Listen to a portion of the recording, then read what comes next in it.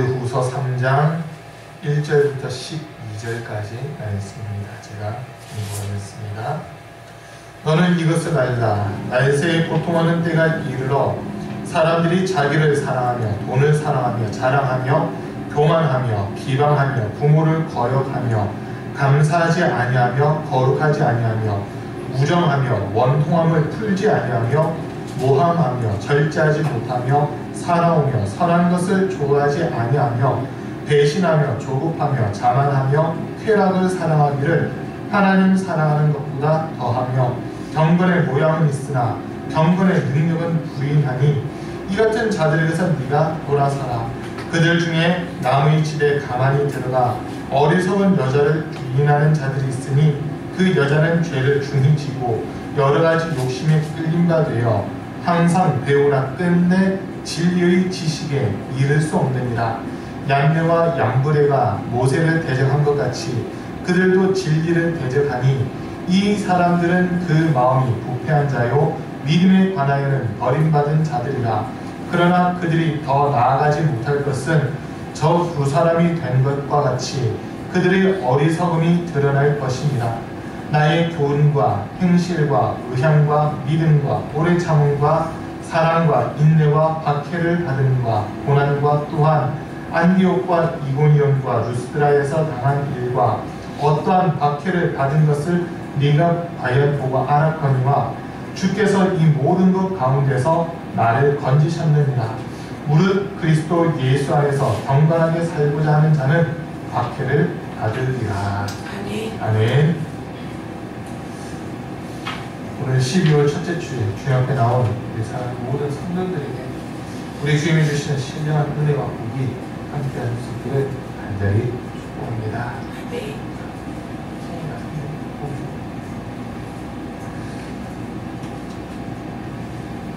시간의 개념에 대해서 많은 분들이 각 종교마다 가지고 있는 개념이 다릅니다.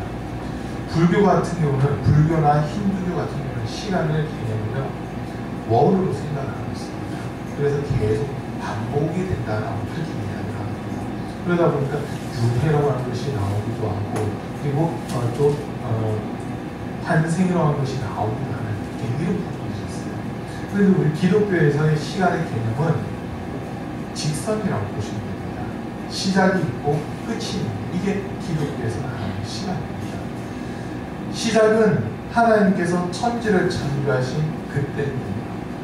태초에 하나님이 천지를 창조하시니라 땅이 혼돈하고 공허하고 흑암이 깊은 위에 있고 하나님의 영은 수면 위에 운행하니라. 여호와께서 말씀하시되 하나님 말씀하시되 빛이 있으라 하시니 빛이 생겨났고 저녁이 되고 아침이 되니 이는 첫째 날이라. 여호와 하나님이 보시기에 좋았더라라고 하는 이 창세기 1장의 말씀, 여기가 인류 최초 시간의 시작점이 된다는 말입니다. 그리고 이제 시간의 끝이 언제냐라고 했을 때 그거는 우리 예수님께서 구름 타고 영광과 큰 권능 가운데 이 땅에 다시 오시는 그 순간이 시간의 마지막이 되는 겁니다. 그러면 지금 우리는 시작에 가까운 시간을 살아가고 있는 것이 아니라 마지막에 가까운 그 시간을 살아가고 있습니다. 근데 오늘 말씀에서 보니까 이 마지막 때를 어떤 때라고 이야기하냐면요, 말세에 고통하는 때가 이르러라고 이렇게 기록을 하고 있습니다. 예수 믿는 사람, 하나님의 자녀된 자들이 세상으로부터 고통과 핍박을 받는 그러한 시대가 어떻게 보면 마지막 시대다라고 하는 그것을 지금 바울이 이야기를 하고 있다는 겁니다. 우리가 신앙생활을 하면서 또 이 땅에서 살아가면서 많은 분들이 마음속으로 바라는 게 있어요. 고통이 없었으면 좋겠다. 핍박이 없었으면 좋겠다. 어려움이 없었으면 좋겠다라고 하는 이런 마음을 가지고 다가가며 살아갑니다.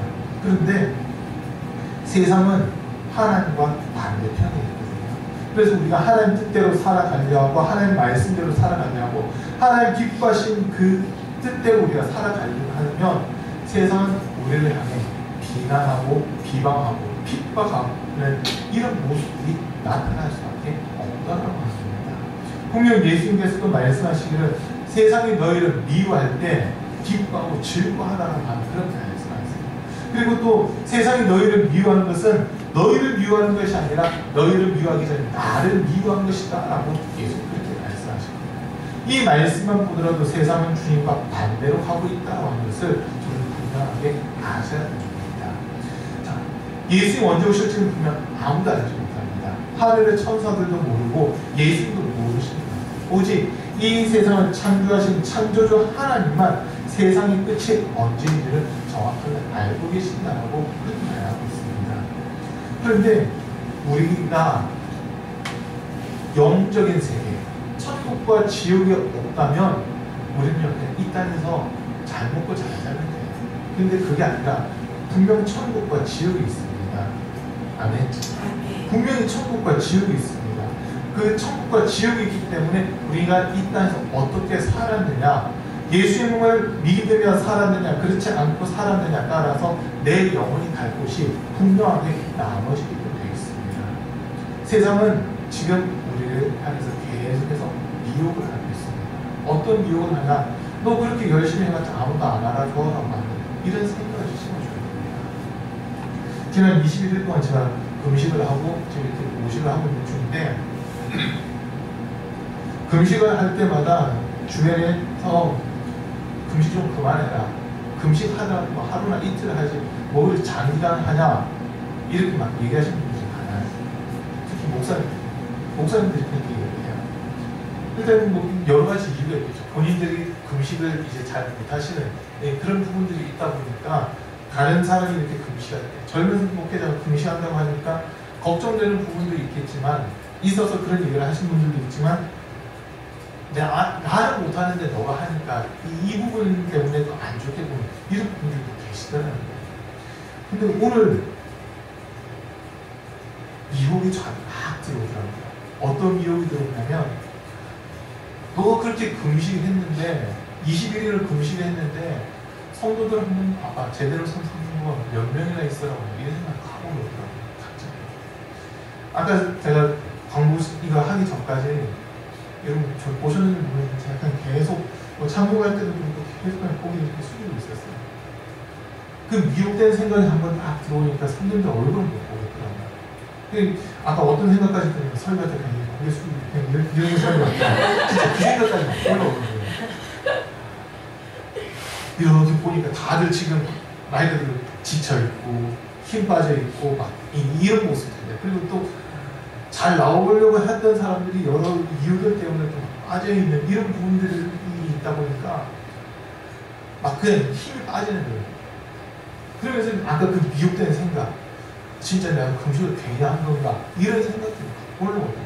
그런데 그 순간 제 속으로 혼자 외쳤어요. 미혹된 생각 중에 이 더러운 귀신아, 내 생각 속에서 지금 떠나가라. 예수 이름으로 명령이 미혹된 생각까지 떠나가라. 내가 해야 될 일은 이 상황을 보는 것이 아니라 내게 맡겨주신 이 여러분들을 사랑하는 것, 그게 내가 해야 될 일이니 이 더러운 귀신들아, 이 성도들이 지금 넘어졌다 하더라도 주님께서 이들을 다시 살릴 것이니 너는 내 생각 속에서 떠나가라. 이걸 혼자 막 외쳤어요. 혼자 막 외쳤어요. 그리고 지금 이 자리에서 다시 선포거든요.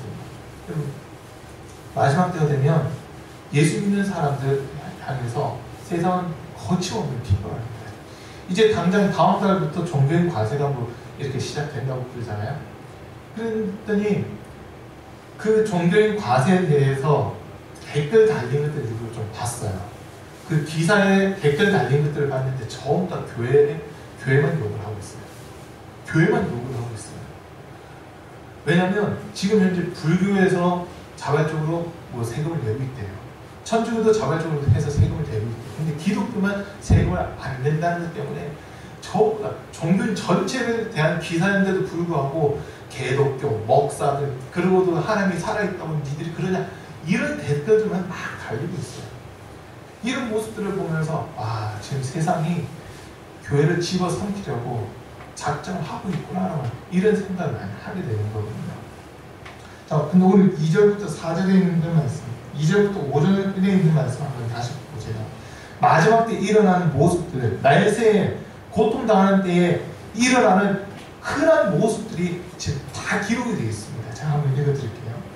사람들이 자기를 사랑하며 돈을 사랑하며 자랑하며 교만하며 비방하며 부모를 거역하며 감사하지 아니하며 거룩하지 아니하며 무정하며 원통하며 풀지 아니하며 모함하며 절제하지 못하며 사나우며 선한 것을 좋아하지 아니하며 배신하며 조급하며 자만하며 쾌락 사랑하기를 하나님 사랑하는 것보다 더하며 경건의 모양은 있으나 경건의 능력을 부인하니 이 같은 자들에서 네가 돌아서라라고 이야기하고 있잖아요. 지금 2절부터 5절까지 2, 3, 4, 5, 4절인데요. 이 안에 기록된 것 지금 제가 읽으면서 다시 세보니까 19개가 돼요. 19가지나 돼요. 자, 지금 이 모습들 한번 보세요. 지금 여기 기록되어 있는 것 중에 요즘에 안 나타나고 있는 모습은 어떤 게 있나요? 전부 다 자기를 사랑하고 있잖아요. 그러다 보니까 힘든 일, 굳은 일 다들 안 하려고 합니다. 오늘 강림절 첫째 주일인데 죄송합니다. 아무것도 못 꾸며놨어요. 오늘 사실 옆에 다 꾸며놓고 성탄절에 대한 준비를 하려고 한 주간 이렇게 생각했는데 이거 보니까 저랑 제 아내가 아무도 안 하는 것 같더라고요. 그래서 아 이거 어떻게 해야 되나 그냥 고민만 하다가 사실 이걸 꾸미지 못했어요. 근데 한쪽으로 또 그런 생각이 드는데 이게 목사 사모만 할 일인가? 목사 사모만 해야 되는 일인가? 평강교회에서 같이 신앙생활하는 성도들이 같이 해야 되는 일이 아닌가? 이런 마음이 이렇게 올라오더라고요. 그리고 이 교회는요, 제 교회가 아니고요, 주님의 몸된 교회에 우리가 같이 신앙생활하고 있는 공간입니다. 아멘. 그래서 교회에서 무슨 일이 있다, 어떤 절기가 있다 할 때 우리 성도들이 같이 관심을 가져주셔야 돼요. 같이 관심을 가져주셔야 돼요. 사실 제가 지쳐있는 이유 중 한 가지가 뭐냐면요, 제가 금식했던 제일 큰 이유가 제가 지쳤기 때문에 금식을 하는 거거든요. 영적으로 제가 지쳐있고 말들이 막 탈진 상황까지 가 있었기 때문에 제가 이거 한번 뚫어보고 금식을 하는 거였어요. 그 이유를 쭉 보니까 저 혼자만 움직이고 있는 것 같아요. 교회에서 무슨 행사가 있다고 할 때, 아니면 어떤 절기다 할 때 혼자만 움직이고 있는 것 같은데, 그러다 보니까 이게 맞는 건가라는 생각들이 계속 들어오기 시작해서 그냥 지치더라고요. 그냥 지치더라고요. 뭔가를 하려고 할 때 이번에 이런 절기인데 우리가 뭐 할 게 없습니까? 이렇게 한마디라도 해주신 분이 있었으면 제가 그만 안 지쳤을 텐데 그걸 얘기해 주신 분들도 없고요. 지난 추수감사절 때도 그냥 뭐 거의 장식은 제 아내가 다 했지만 목사 가족들만 움직이는 것 같은 사실 그런 모습들이 나타나는 거니까 이거 왜 이럴까 사실 그런 마음들이 많이 올라왔어요. 근데 오늘 말씀을 다시 이렇게 보니까 죄송해요. 제가 안 가르친 분들이 있더라고요. 몰라서 안 움직이는 경우가 사실 제일 많은 거예요. 알면 움직이죠. 근데 모르니까 못 움직이는 그런 경우가 제일 많은데 오늘 말씀을 통해보니까 전부 다 자기를 사랑하고 남들을 위해서 뭘 하는 게 아니라 나를 위해서 뭔가를 하고 일을 하는 이런 모습들이 많이 있다는 거죠. 이번 주간 목요일날 저희 친구들 두 명을 좀 이렇게 만난 일이 있었어요. 한 명은 울산에 있는 용환 목사님인데 호텔에 잠깐 올 일이 있어서 올라와가지고 제가 같이 좀 일이 있었고 그 친구와 같이 또 지금 다른 건축과 관련된 일을 하는 그 친구들에게 만났거든요. 만났는데 그 건축하는 친구가 그런 얘기를 하죠. 요즘에 젊은 사람들이 일을 할 거가 없다고 하는데 없는 게 아니에요. 일거리는 엄청 많대요. 근데 전부 다 소위 대학교를 나왔기 때문에 사무실에 앉아서 하는 그것만 하려고 하지 현장에서 몸으로 뛰는 이런 일을 안 하려고 하기 때문에 일거리가 없다고 하는 이런 얘기들이 나온다는 거예요. 지금 건축 현장 같은 경우는 일손이 부족하대요. 보면은 오히려 사무실에 앉아서 일하는 것들 내가 땀 흘려가지고 더 많은 돈을 벌 수도 있는데 한 3년 바짝 하면은 사업을 시작할 수 있을 정도의 자금을 마련할 수가 있대요. 그런데 요즘 청년들, 특별히 청년들 보면 힘든 일을 안 하려고 한다는 거예요. 그냥 편한 직장, 아니면 대기업, 이런 것만 생각하지 내가 피땀 흘려서 노력하고 수고하는 거 이거는 전혀 안 하려고 한다고 이게 좀 하더라고요. 그러면서 이게 요즘 시대 사기다라고 그런 얘기를 하는 거예요. 그리고 또 카센터 작가님께 갔었어요. 카센터에 그 엔진오일 갔다가 그 카센터 사장님이 전에 저희 때 잠깐 봤던 레저 승용차를 이렇게 연결시켜 주셔가지고 1년 정도 이렇게 잘 했는데 그 차를 교회 차도 있고 저희 차도 있고 그러다 보니까 사실 이게 부담된 부분들이 있어가지고 차 하나 없애야 되겠다고 중고차 시장에 알아보니까 스틱이라는 것 때문에 수동으로 돼 있는 기어가 수동이라는 것 때문에 요즘 사는 사람이 없어요. 우리가 그 차를 많이 가져간다 하더라도 폐차장에서 주는 고물가 그 정도밖에 못 드립니다. 중고차 시장에서 폐차 고물가밖에 못 주니까 폐차 시켜야 되겠다 해가지고 그냥 폐차를 시켰거든요. 기어도 안 들어오고 시동도 안 들어오고 마셔야 그래가지고 그냥 폐차를 이렇게 해버렸는데 카센터 갔더니 가서 그 폐차 시켰어요. 얘기했더니 사장님 그거 왜 폐차 시키냐고 얘기해요. 공사장에서 일하시는 분들 아니면 그 현장에서 몸으로 뛰면서 일하시는 분들이라든지 나이 많으신 분들은 오히려 스틱에다가 LPG 이런 차 최상급으로 이렇게 해서 200만 원까지도 그 받을 수 있는 건데 왜 그걸 폐차시켰냐 이런 얘기를 하시더라고요. 젊은 사람들이나 그냥 오토기어 찾는 거지 나이 많으신 분들은 스틱기어가 연비도 좋고 장고장이 없고 이러기 때문에 그런 걸 찾는다 이런 얘기를 하시더라고요. 그 얘기를 들으면 아 내가 실수했구나. 차라리 사장한테 말씀드려서 고쳐가지고 진짜 필요한 사람한테 이렇게 넘기면 더 좋았을 텐데 그런 부분들이 있었거든요. 자, 그런데 지금 제가 말씀드린 대로 들어보시면 공통점이 하나 있어요. 젊은 세대들은 힘든 거, 조금이라도 귀찮은 거를 싫어한다는 거예요.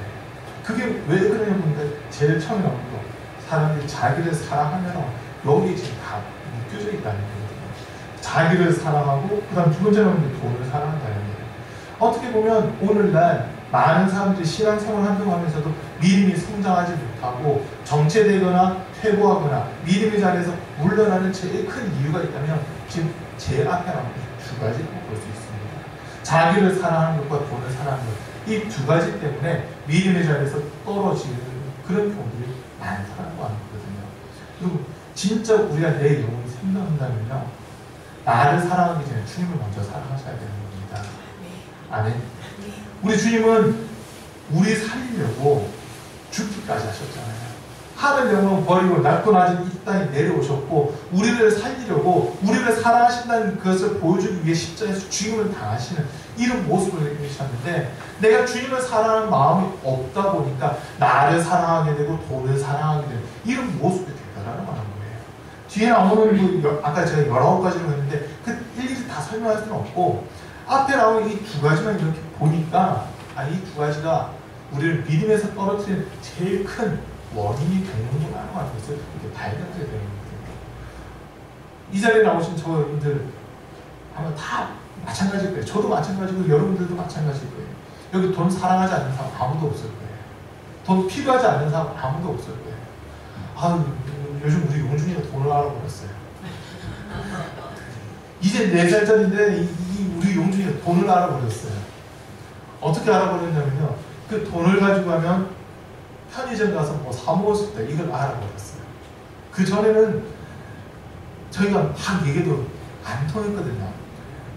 맨날 우리 용준이 입에서 제일 많이 나오는 말이 두 개예요. 하나는 CU고 하나는 이모예요. 이모가 누구냐면 이순신 성도님이거든요. 샤론 이순신 성도님인데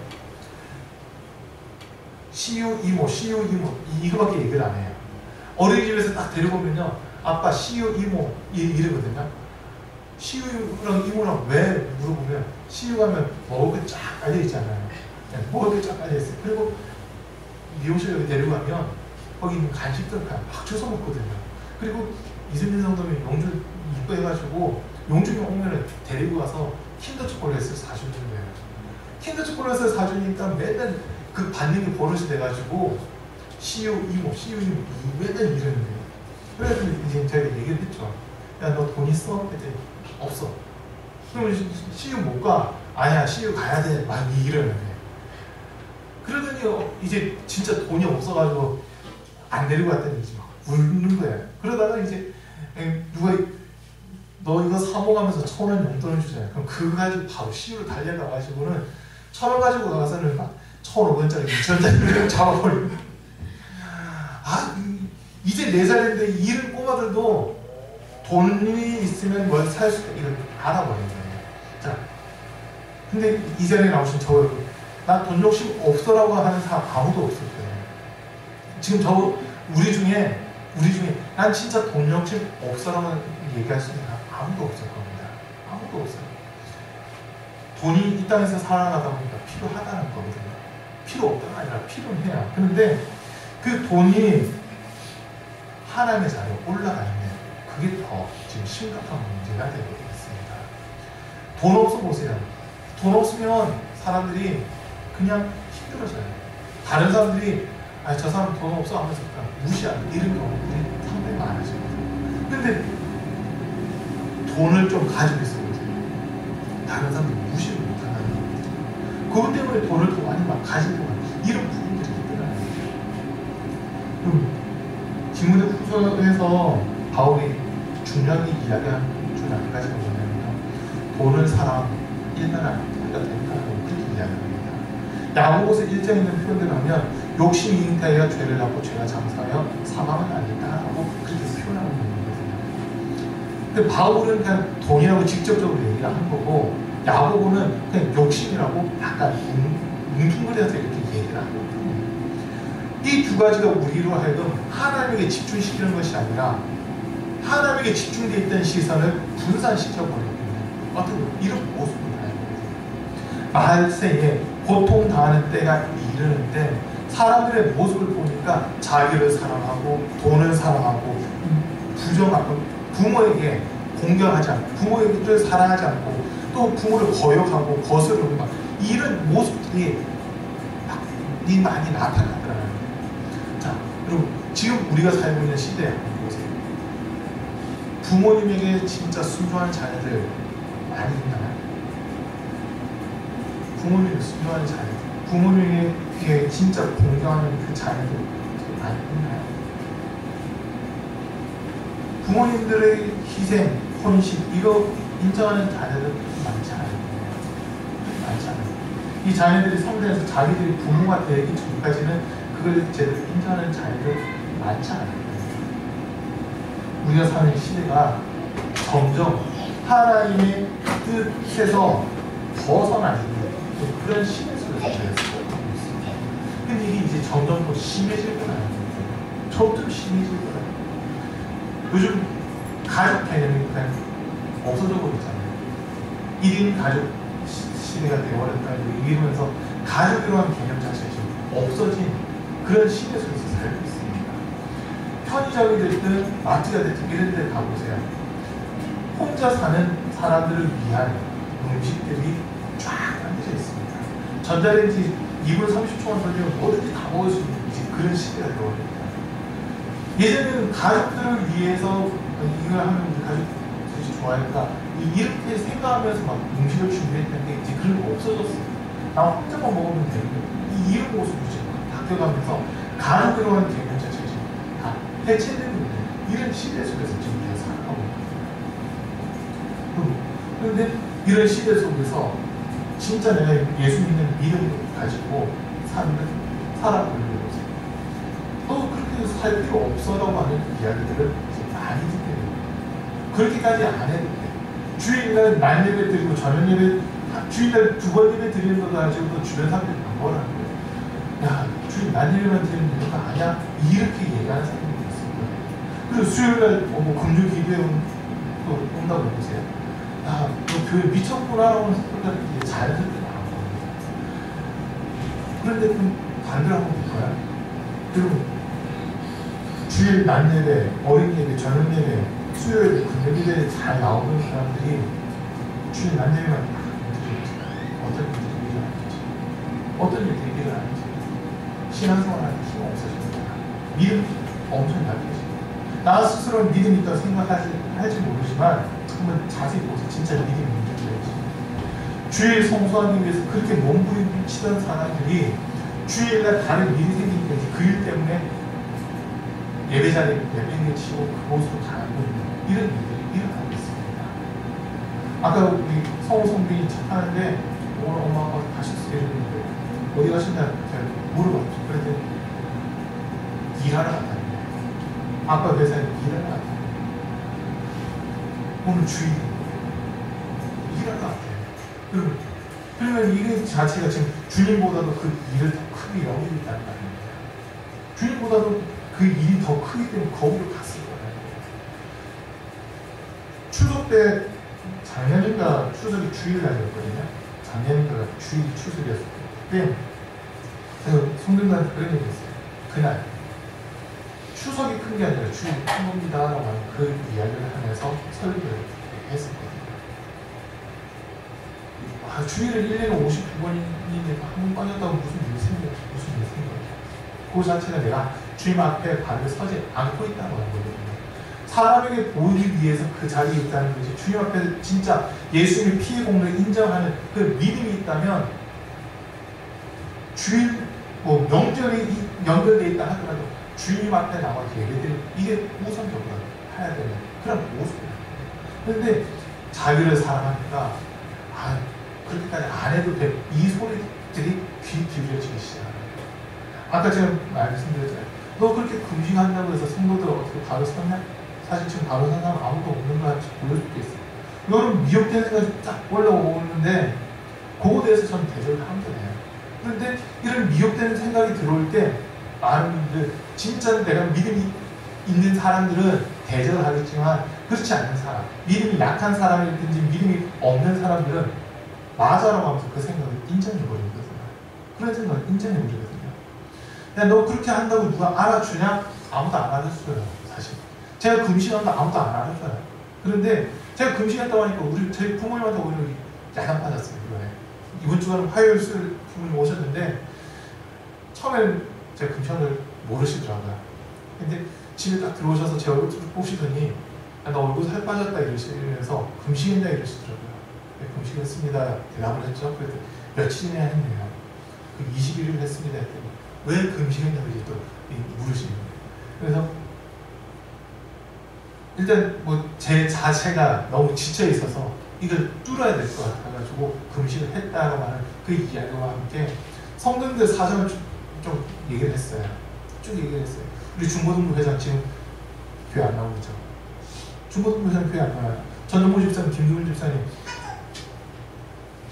그때 예배 시간 하도 떠들어서 제 아내가 뒤에 가서 좀 해주세요. 한마디 했다고 삐져가지고 지금 교회 안 나오세요. 그 두 분 안 나오니까 참여도 같이 안 나와요. 그리고 이순진 성도님 잘 나오다가 어느 순간 말씀이 안 들린대요. 그러더니 이제 안 나와요. 지금 다른 게 가신지 모르겠어요. 안 나와요. 이런 상황이죠. 현지 10년 동안 우리 교회에서 그래도 꿋꿋하게 지키고 있었던 아이인데 이제 안 나와요. 카톡 프로필 사진 한 번씩 보면서 제가 그냥 슬프더라고요. 술잔 막 놓여져 있는 그런 사진들을 한 번씩 올리는데 막 마음이 아픈 거예요. 이러지 사람들이 보니까 제대로 선 사람도 없고 그리고 또 몇몇 학생들 지금 이 자리에 앉아 계신 분들 보면 예배는 나오는데 예전에 그 열정 다 잃어버려서 지금 저 아기들 그냥 또 놀고 있는 이런 모습들 막 나타나고 이러니까 이런 것들 때문에 제가 금식을 했습니다라고 얘기를 했죠. 그랬더니 그런 거 하나하나 너무 신경 쓰지 말라고 그러시면서 오히려 저를 야단을 치시는 거예요. 주님 앞에 성도들 한번 바르게 세워보겠다고 하는 그 마음 가지고 이 금식을 통해서 이 흉악의 결박들을 끊고 성도들 한번 바르게 세워보겠다. 사실 그 마음으로 금식을 했음에도 불구하고 이걸 알아주는 사람 아무도 없더라는 거예요. 자, 알아달라는 것도 아니지만은 세상 사람들은 오히려 이런 저를 보면서 그렇게 한다고 누가 알아주냐? 그렇게 한다고 누가 알아주냐라고 하는 거예요. 근데 저는 알아주고 안 알아주고가 아니라 하나님께서 이 마음을 보시고 우리 성도들 영혼만 살려주십시오라고 사실 그 마음이었거든요. 먼저는 내 영혼이 살아야 되겠고 눈에 보이는 이 상황들을 보니까 목사가 지칠 수밖에 없는 거예요. 넘어질 수밖에 없겠더라고요. 근데 이거 목사 한 명 넘어지면 교회가 하나 넘어지는 거니까 야 한번 버텨보려고 주님 앞에 금식이라도 해야 되겠다고 하는 사실 그 마음이었던 거거든요. 그리고 지금 오늘부터 보세요. 사실 올해 한 6월달 그때까지만 하더라도 앉을 자리가 없어가지고 늦게 오신 분들 눈치 보면서 앉아있는 사람 안으로 밀고 앉고 이랬었거든요. 6월 7일 그 무렵에. 그랬는데 지금 그때 모였던 수의 딱 절반 정도밖에 안 모여있어요. 절반 정도밖에 안 모여있어요. 막 이런 상황이니까 목사가 할 수 있는 건 사실 주님 앞에 금시하면서 몸부림칠 그런 것밖에 없더라고요. 근데 주변에서 이제 그런다고 알아주고 자고 나라고 이웃되는 소리를 하는 거죠. 주님 앞에 몸부림치는 거 이것조차도 그걸 해봤자 너 몸만 버린다, 너 몸만 나빠지 이런 소리들만 들리는 거예요. 이게 지금 진짜 주님 앞에 살려고 하니까 그렇지 않는 어떻게 보면 약간 인본주의적인 성향을 가지고 하시는 분들이 계속 그런 소리들을 하는 거죠. 자, 예수 한번 제대로 믿어보려고 주변에서 분명히 핍박이 있습니다. 예수가 그렇게 좀 교회 가서 살아라고 하는 이런 소리 듣는 분들도 계시고 그런 소리 들을 정도로 예수님 미쳤다고 하는 소리 들을 정도로 우리 신앙생활이 되는 겁니다. 그렇지 않으면 주님 다시 오시는 날 나도 모른다는 주님 말씀하시거든요. 아까 찬양했는데 예수님께서 그렇게 말씀하시잖아요. 좁은 길로 가라. 좁은 길로 가라. 거기는 길이 협착하고 좁고 협착해서 찾는 사람이 적지만 그 길 끝에 생명이 있다. 많은 사람들이 넓은 길로 가라. 그 길 끝에는 멸망이 있다라고 예수님 말씀하셨거든요. 좁은 길 가는 거 그게 진짜 신앙생활이라고. 남들 하는 대로 가는 것이 아니라 세상이 이렇게 뒤집어지고 바뀌었다 하더라도 우리는 주님 말씀 쫓아가야 해요. 그게 진짜 신앙생활이라고 합니다. 그럼 우리 교회 지금 주일날 저녁 예배 드리고 있잖아요. 우리 지방에 지금 33개 교회가 있는데 이 32개 교회가 있는데 그 하나 더 없어지는 교회 32개 교회 모델이 있는데 이 교회들 가운데서 지금 저녁 예배 드리고 있는 교회가요 세 군데가 달려요. 세 군데가 달려요. 나머지는 주일 낮 예배 드리고 1시간이나 2시 점심교회에서 먹고 1시간이나 2시에 예배를 드립니다. 근데 제가 좀 충격적인 얘기를 하면 다른 교회 다니시는 분이 들었거든요. 어떤 얘기냐면 주일 낮 예배 드리고 식사하고 1시간인가 그 교회가 예배인데 1시 20분까지 같이 이렇게 이야기를 했대요. 같이 앉아서 이야기하고 교제를 나누다가 1시 20분 정도 넘어가는데 이제 예배드릴 준비합시다 하는데 그 앞에서 그렇게 밥 먹고 이야기하던 사람이 예배드립시다 하고 하면 그 말이 벌떡 일어나서 집으로 가더래요. 예배를 안 드리고 집으로 가더래요. 예배 드리려고 그 시간까지 있었던 게 아니라 그냥 시간대로 거기 앉아있었던 거예요. 이런 사람들이 많아요. 지금 오후 예배를 드리는 제일 큰 이유가 뭐냐면요.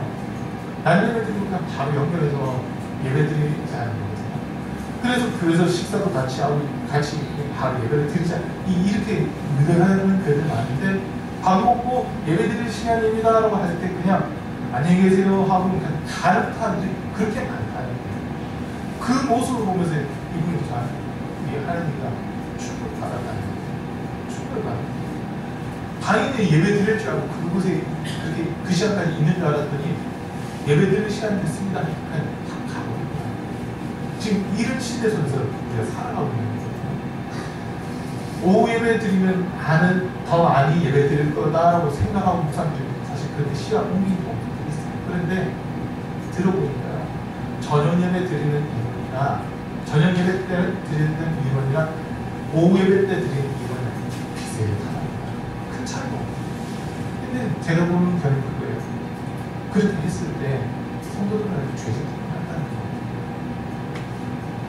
주일날 그래도 교회에 저녁 예배가 있다고 해놔야 성도들이 인식을 하면 그 시간 와서 같이 예배 드릴 거잖아요.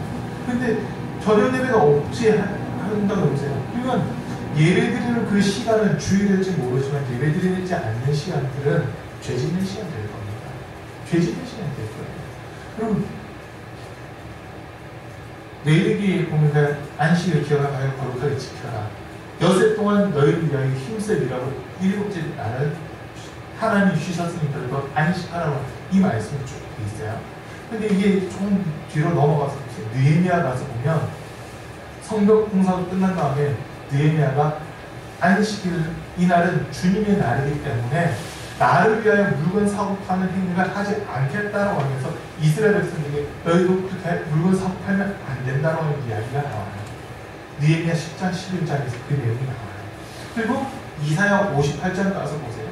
안식일을 거룩한 날이다 해서 말을 금하고 이 사사로운 말을 안 하고 오락을 하지 않고 뭐 이렇게 해서 진짜 마음의 기쁨과 즐거움을 안식을 시키는 이런 방법들이 쭉 나와 있거든요. 근데 이제 그걸 하나님의 말씀에 이렇게 기록되어 있음에도 불구하고 그 말씀들을 무시하고 우리가 편한 대로 이렇게 하는 이런 모습이 지금 오늘날 모습이라는 겁니다. 이게 오늘날 모습이라는 겁니다. 자, 그러면서 이제 온전한 주일 성수를 강조하는 교회들을 하면서 이 교회들을 뭐라고 하냐면 시대가 바뀌었어. 시대가 바뀌었다고 하는 말씀이 바뀌었나요? 하나님 말씀은 안 바뀌잖아요. 하나님 말씀은 일체 이력도 변하지 않고 그대로 다 이루어진다고 하셨는데 시대가 바뀌었다고 하나님 말씀도 바꾸라고 지금 그렇게 강조하고 있는 이런 시대 속에서 우리가 살아가고 있는 겁니다. 믿지 않는 자들이 믿는 자들을 핍박한다면 그건 오히려 감사함으로 봤는데 마음 아픈 거는 믿는다고 하는 자들이 믿는 자들을 핍박하는 이런 시대가 되거든요. 내가 지금 이렇게 시대가 바뀐 거 이거에 쫓아가고 있는 진보적인 사람 아니냐, 너도 그렇게 구닥다리 식으로 하지 말고 이제 생각을 바꿔 이런 식으로 하면서 강요를 하고 있는 이런 시대 속에서 우리가 살아가고 있는 겁니다. 이때 진짜 주님이 보실 때 진짜 믿음 인정받을 만한 사람이 어디에 있느냐, 주님 그걸 보고 계시는 거예요.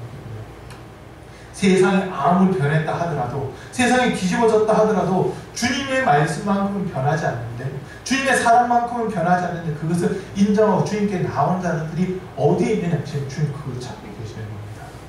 그럼 세상은 변했어도요, 주님의 뜻은 변하지 않습니다. 주님의 말씀은 변하지 않습니다.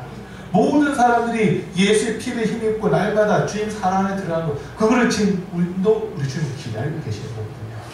우리가 주일 성수 잘 못했다는 거, 그냥 주일 성수를 내가 온전히 했다 하더라도 있잖아요. 주님 마음을 흡족하게 하지 못한 그 부분을 찾아서 해결해야 되는 겁니다. 주님, 내가 최선을 다해서 주일을 지키려고 했지만 주님의 마음을 흡족하지 못했던 부분들, 중간중간에 또 사사로운 생각이 사사로운 말을 하고 또 나의 육신의 즐거움을 위해서 이렇게 몸부림치려고 했던, 그걸 조금이라도 더 내가 얻으려고 했던 이런 부분들 지금 그 예수 피로 덮어 주십시오라고 하면서 회개할 때, 그때 진짜 그 사람이 주님의 은혜 가운데 가할 수 있는 이런 사람이 되는 겁니다. 지금 이해가 되시나요? 그럼 예수님은 분명 말씀하셨잖아요. 내가 의인 부르러 온 것이 아니라 죄인 불러 회개시키러 왔다고 말씀하셨잖아요. 금요일에도 말씀드렸어요. 금요일에도 말씀드렸는데 우리가 세운 기준보다 하나님이 세운 기준은 더 엄격하다는 거예요. 더 엄격하다는 거예요. 내 기준으로 아무리 잘했다 하더라도 하나님이 보시는 그 기준, 말씀이라고 하는 이 기준을 놓고 보면 항상 부족한 것만 보이고 우리의 모습이거든요. 그걸 우리 그냥 인정하는 거죠. 하나님께서 주일 성수 이렇게 하라고 하셨는데 저는 이만큼밖에 못했습니다. 이 나머지 부분, 부족했던 이 부분을 예수의 피로 덮어 주십시오라고 할 때 그 사람이 진짜 구원받을 수 있는 믿음을 가진다 이거거든요. 그럼 교회에 나와서 앉아있는 게 구원이 아니라 진짜 나에게는 예수의 피가 필요하고 예수님 한 분이 필요합니다. 이거 끝까지 인정하는 사람, 그 사람만이 구원받을 수 있는 겁니다. 아멘. 지난 한 주간 내가 열심히 잘 살았습니다. 이거 내세운 사람이 구원받는 것이 아니라 내가 최선을 다했지만 주님 앞에서 부족한 것들이 있었습니다. 이 부족한 거, 이거는 내 힘으로 채울 수 없으니 주님 도와주십시오라고 하면서 주님을 찾고 주님께 도움을 구하는 사람, 이 사람들이 진짜 구원받을 수 있는 사람이라고. 시대는 점점 우리가 믿음에서부터 떨어지게끔 그렇게 바뀌어가고 있습니다. 지금 우리 지방의 어떤 교회는 주일날 난예배 한번 드리는 교회 있어요. 주일날만 오전 11시 이 난예배 한 번만 딱 드리는 그런 교회가 있어요. 그래서 이제 그분이 저한테 얘기해요. 목사님도 오후에 이렇게 가족별로도 예배 드리는 거 한번 해보세요. 이름이 나요. 저한테 그런 소리 하시면 그냥 잘나는데, 그럼 시대가 바뀌었다는 건 주의 말씀이 변하지 않습니다. 주님 세우신 뜻은 변하지 않습니다. 이 뜻대로 간다는 때문에 시대가 바뀐 거 그것에 동조하고 따라가는 사람들은 우리를 핍박하고 있습니다. 진짜 믿음 제대로 지키려 하는 사람들은 그렇게 안 해도 돼. 적당히 해. 예수님께서 이미 십자가에서 죽으신 것을 다 해결해놨는데 뭘 그렇게 열심히 하는 게 이러면서 우리를 미혹하는 이런 일들이 지금 너무나도 많이 일어나고 있습니다. 오늘 말씀 12절 말씀 보세요. 무릇 그리스도 예수 안에서 경건하게 살고자 하는 자는 박해를 받으리라 하고 있어요. 진짜 주님 말씀대로 살려고 해서요. 박해 받을 수밖에 없습니다. 박해 받을 수밖에 없습니다. 안식일에 대해서 또 11조 주일에 대해서 11조에 대해서 강조해 보세요. 그러면 그 다른 목사님들은 뭐라고 하는지 아세요? 율법주의자구나 이렇게 말합니다. 하나님의 말씀을 얘기하는데도 너 그 율법주의자야 라고 그렇게 얘기하는 거예요. 그리고 율법 시켜서 구원받는 게 아니잖아요. 율법을 시켜서 구원받는 게 아니거든요. 우리는 예수 믿는 그 믿음대로 구원받는 겁니다. 율법이라고 하는 것, 하나님의 말씀이라고 하는 것은 죄가 무엇인지 우리에게 가르쳐주는 겁니다. 이대로 살지 못하면 그게 죄다. 이걸 깨닫게 해주는 거, 그게 율법이고 말씀인 겁니다. 그래서 말씀이 항상 기준이 있어야 된다고 하는 거예요. 우리 삶 속에 말씀의 기준이 있지 않다 보니까 흔들리고 넘어지고 이런 모습들이 너무 많이 일어나고 합니다. 요즘 기도하는 중에 성령께서 주신 감동인지 제가 잘못 모르겠는데 그런 마음들이 올라오더라고요. 내년에는 다음에 때 얘기를 해야 될 부분이긴 한데 내년에는 우리 성도들 가운데 1년에 성령 이동이나 성공하시는 분이 있으면 그 학교들이 성공을 해야 되니까 하는 그 생각까지 올라오더라고요.